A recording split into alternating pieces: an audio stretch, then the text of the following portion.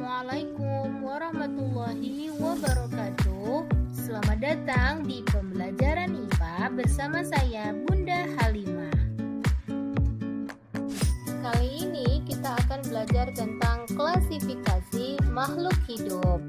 Apa saja yang akan kita pelajari? Simak penjelasannya berikut ini. Adapun tujuan pembelajarannya adalah kalian dapat mengklasifikasikan makhluk hidup serta benda berdasarkan karakteristik yang diamati. Jumlah tumbuhan dan hewan di dunia sangatlah banyak, sehingga perlu dilakukan pengelompokan untuk memudahkan mengenali setiap jenis makhluk hidup. Dalam ilmu taksonomi, pengelompokan makhluk hidup disebut dengan klasifikasi.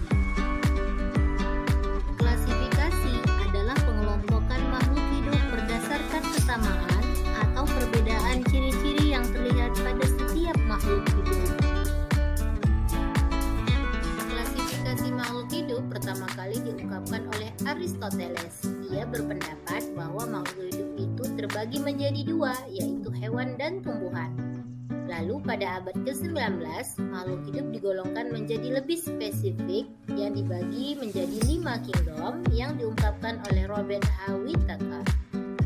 Pada pertengahan abad ke-18, Carolus Linnaeus, seorang ahli biologi berkebangsaan Swedia, memperkenalkan cara pengelompokan atau klasifikasi berdasarkan kesamaan struktur. Hingga ia menciptakan sistem tata nama yang disebut dengan binomial nomenklatur yang sampai saat ini digunakan. Contoh klasifikasi sederhana bisa terlihat dari jenis makanan seperti pada hewan. Ada kelompok herbivora, pemakan tumbuhan, karnivora, pemakan daging, omnivora, pemakan segalanya, dan insektivora atau pemakan serangga.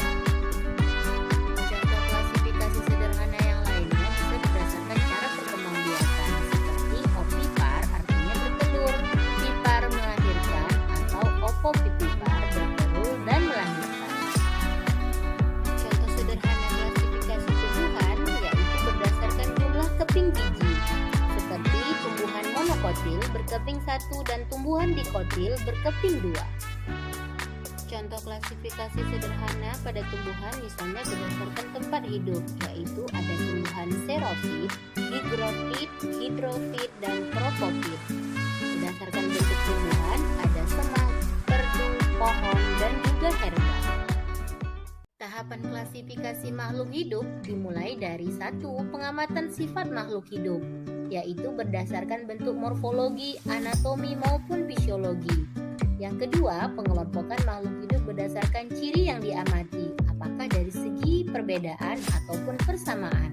Dan yang ketiga adalah pemberian nama makhluk hidup berdasarkan sistem tata nama ganda. Tingkatan takson. Tingkatan makhluk hidup pada taksonomi disebut dengan takson. Tiap takson menunjukkan kesamaan sifat yang banyak. Tingkatan takson dimulai dari yang paling tinggi hingga yang paling rendah, seperti kingdom, filum atau divisi, kelas, ordo, famili, genus, dan juga spesies. Pemberian nama makhluk hidup mengikuti sistem tata nama ganda, yaitu terdiri atas 2 suku kata menggunakan huruf Latin ditulis cetak miring atau cetak tegak tapi diberi garis bawah.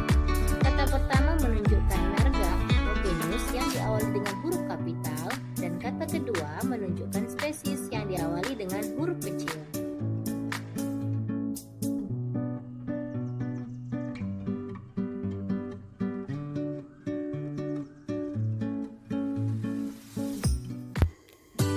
Terima kasih telah menonton.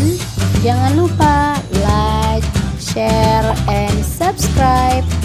Wassalamualaikum warahmatullahi wabarakatuh.